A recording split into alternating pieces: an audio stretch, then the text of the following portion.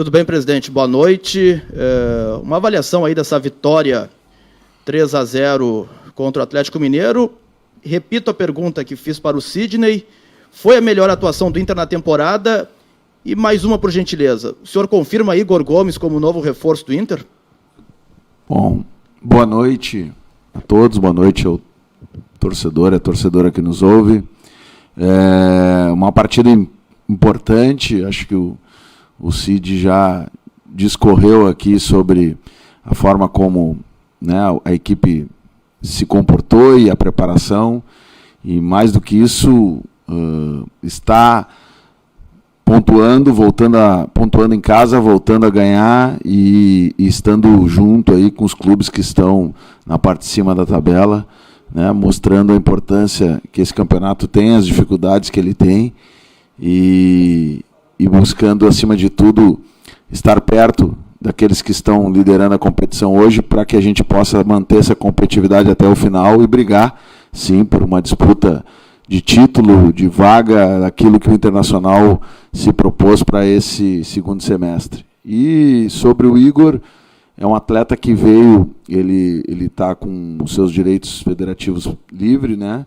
Veio para fazer exames médicos, exames físicos, e o departamento de futebol avaliando, sim, a possibilidade da gente concretizar aí algo que ele possa compor a nossa equipe. Mas não temos ainda nenhuma tratativa mais efetiva de contrato. Isso deve ocorrer na medida em que esses testes sejam positivos, né, durante essa semana. Presidente, sobre o Igor também, já para avançar, o Inter enxerga ele como um zagueiro ou como um lateral? E quais são as posições que o Inter ainda procura? Eu sei que as mais urgentes parece que o Inter já estancou, que era centroavante e lateral direito. Vai ter mais busca do mercado? Um meia, por exemplo, é uma posição que o Inter está procurando, presidente? Uma informação, primeiro, do atleta Igor. Ele tem jogado como zagueiro, mas já jogou também como lateral, ou seja, tem essa condição de ter jogado nas duas posições. É um jovem ainda, né, tem 21 anos, portanto, há de se ter muito cuidado com isso para não gerar grandes expectativas em relação a um menino que vem para compor o grupo, para nos ajudar, para somar, e isso tudo a depender, como eu disse, dos resultados que a gente vai ter dos exames médicos e dos exames físicos. Sobre a busca e a procura, nós estamos trabalhando sempre atentos ao mercado, com a possibilidade de estar buscando competitividade, mas acho importante a gente olhar mesmo com o número significativo de saídas que tivemos, o equilíbrio do grupo em relação às posições, as mais diversas posições. E a ideia sempre foi essa, de termos, né, 2 a 3 jogadores por posição, e no meio-campo nós estamos aí com jogadores importantes já compondo, e não é uma prioridade, né? Temos meias qualificados aí, hoje mais um, fez 2 gols, né?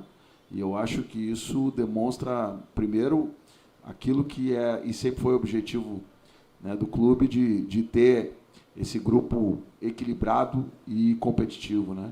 E segundo, as qualidades individuais, quando entram, acabam também nos dando retorno, e o Maurício hoje, para usar um exemplo, tu falasse de meia, é um exemplo que é importante a gente ressaltar. Tudo bem, presidente? Está no ar? Beleza. Ainda em cima da pergunta do Tiger, gostaria que o senhor falasse sobre a lateral esquerda. A gente viu o Tauan Lara jogando contra o Palmeiras, né, dando uma boa resposta. É uma posição que o Inter vai tentar buscar um reforço. E sobre saídas, né, o senhor falou sobre nomes, opções para as posições. O Cadorini, por exemplo, hoje está no fim da fila. Chegaram 2 centroavantes, já tem o alemão, o próprio Caio Vidal, né? O Gustavo Maia, como é que está a situação dele também? Vou individualizar, são todos jogadores que fazem parte do grupo, estão evidentemente preparados para que, se precisar, possam estar em campo. Nós temos aí uma sequência de jogos agora também com a Sul-Americana, e no meio dela uma viagem longa também a Fortaleza. Então, a importância de ter todos esses atletas compondo o grupo. Na lateral esquerda, a gente sabe a necessidade que é e a importância que é de se dar espaço para os jovens, e o Tauan tem essa condição, um jogador que vem crescendo nos treinamentos, e há uma tranquilidade, né, digamos assim, no sentido de que temos ali uma opção importante. Junto o menino Rangel, que a gente tem acompanhado também no Sub-20, um jogador que tem e vai receber com certeza oportunidades. E é isso, essa é a característica, e para nós isso está de alguma forma resolvido. Agora, não quero aqui nunca, e como presidente internacional jamais farei, dizer de que, bom, o Internacional não vai, se aparecer uma oportunidade de uma posição ou outra, buscar somar, mas dentro daqueles critérios, primeiro técnico, né, de apoio e de solução que se encontre pelo departamento de futebol e também no aspecto financeiro que se encaixe, né? Mas eu queria aproveitar aqui, antes que a gente termine a coletiva e que ninguém me pergunte, mas eu gostaria, e esse foi um dos motivos os quais a gente combinou de falar um pouquinho aqui depois do jogo, o que não é normal, é para agradecer a torcida, né? Eu acho que essa volta da torcida ao Beira-Rio, com quase 40 mil pessoas, a conexão com o time, o apoio dado a todos os jogadores, o apoio dado à comissão técnica, sem dúvida nenhuma, isso faz uma diferença bárbara, e isso precisa ser ressaltado depois dessa vitória importante, né? Fazer com que a gente continue ampliando o nosso quadro social, que teve um baque, uma dificuldade, e hoje superamos os 100 mil sócios novamente, né? O que não é fácil nesse período, e a gente continua trabalhando com um crescimento importante, né? E isso faz parte da sustentação do Internacional, né? Para quem não sabe, o segundo pilar mais importante de receita do clube é o quadro social. E nós estamos trabalhando, inclusive, com uma defasagem de valores desde 2018, que não se corrige esse valor. Estamos trabalhando internamente no clube para que a gente possa aprovar um aumento mínimo dessas mensalidades, para que a gente possa ter uma tranquilidade na receita recorrente. E isso é fundamental que o torcedor entenda. E eu estou falando aqui, por exemplo, para o plano que tem maior número de sócios, que é o campeão do mundo, um aumento na ordem de 12 a 13 reais. Esses 12 a 13 reais fazem muita falta para o Internacional. Esses 12 a 13 reais são importantes nesse momento do Internacional. E a gente faz um apelo aqui para que o torcedor, para que o sócio continue nos ajudando, que o quadro social venha aumentar e que a gente possa ter, em cima desta receita recorrente, uma segurança de fluxo de caixa, de condição, de manutenção do clube, porque isso vai fazer a diferença para enfrentarmos os grandes clubes que hoje têm uma receita muito maior do que a nossa. Boa noite, presidente. O Daniel hoje foi uma das figuras mais importantes do Inter em campo, reconhecido inclusive pelo Atlético Mineiro. Durante a semana, o profissional que formou o Daniel no Inter, ele foi demitido. O Inter não tem, em uma semana quase, praticamente, nenhuma substituição efetiva no grupo principal para o preparador de goleiros. Outra lacuna no clube, que já vai para quase um mês, é a do vice-presidente de futebol. Estou perguntando para um ex-vice-presidente de futebol. Essa figura se tornou tão dispensável no clube que se possa, numa situação de duas competições, de contratações e também de fase já de definições importantes, além disso, ele se tornou tão dispensável que o Inter possa se dar o luxo de ficar tanto tempo sem? Olha, Zé, a resposta que eu vou te dar para os dois casos tem a mesma origem. E a gente fica muito feliz com isso. A profissionalização do departamento de futebol. Hoje nós temos um departamento de futebol profissionalizado que permite com que a gente vá na base e busque um preparador de goleiros com um currículo muito bom e muito importante. E que nos dê tranquilidade para que eles trabalhem na prospecção de um novo ou na manutenção do Leonardo. É uma decisão do departamento de futebol. A partir da coordenação do Paulo Autuori, com o William, com a comissão técnica. E essa decisão são dos profissionais, não é do presidente nem do vice. Nós, evidentemente, vamos supervisionar e vamos tomar a decisão final, mas ela parte desse quadro. E isso, para nós, é muito importante. Da mesma forma, com a presença do vice de futebol. Eu estou aqui falando hoje para vocês, na ausência do vice de futebol, que poderia ser qualquer um dos conselheiros que acompanha o Internacional, pudesse estar aqui falando, mas o importante para nós é que o trabalho está sendo feito e aquilo que é de responsabilidade da parte técnica, da parte do resultado, da parte daquilo que nós vamos cobrar e estamos cobrando, está funcionando muito bem. A parte política do clube é que responde para esses quadros, para esses espaços, e essa parte nós também estamos tratando. E no momento adequado a gente com certeza vai apresentar mas não entendendo que isso seja, por um lado, um prejuízo para esse momento e nem tampouco algo que pudesse fazer uma grande diferença, porque nós estamos com um departamento realmente profissionalizado. Alessandro, boa noite.